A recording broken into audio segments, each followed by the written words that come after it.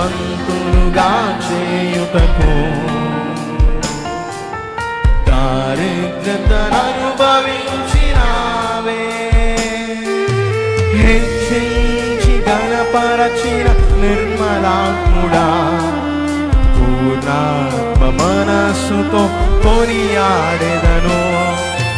హెచ్చించి గణపరచిన నిర్మలాత్ముడా పూర్ణాత్మ మనస్సుతో. అందుకే రెండు చేతులెత్తి ఆరాధన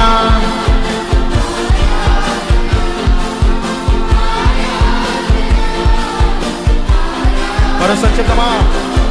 ఆరాధన